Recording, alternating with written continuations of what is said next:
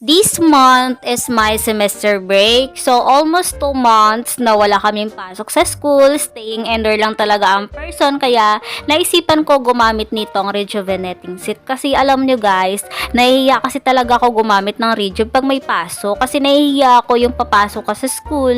Tapos, mamalat yung mukha mo, diba? Ewan ko lang guys, basta ako nahihiya ako.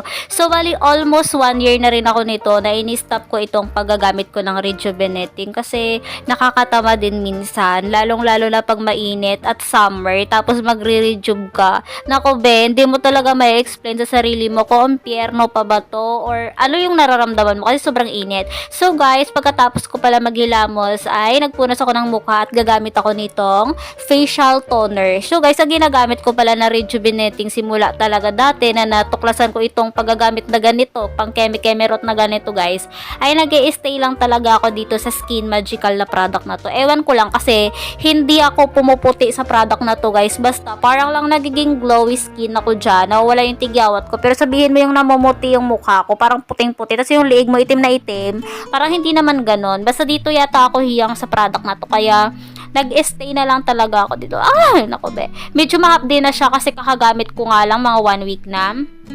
So, after ko pala guys mag-rejuvenating, yung next ko pala na nilagay ay collagen kasi mahapdi na nga yung mukha ko. Kailangan ko muna yung collagen para hindi ganun kahapde. Pag naglagay ako ng rejuvenating talaga na panggabi na cream.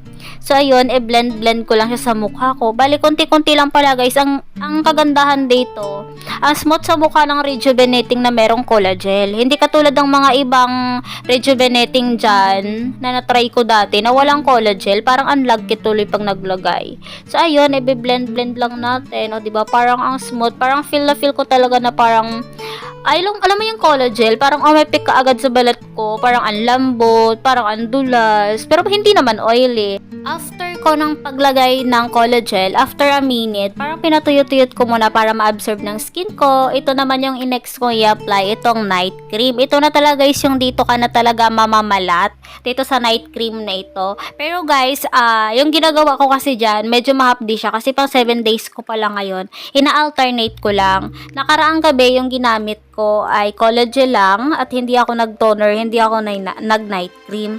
Tapos ngayong gabi, nag-toner ako at nag-night cream ako. Kasi alam mo yun guys, pag nabugbog kasi ng sobra talaga yung balat mo, ang pangit ng effect. Kasi parang lahat-lahat sasabay, parang babalatan. Alam mo yung parang ahas ka na nagpalit ng balat, parang ganun.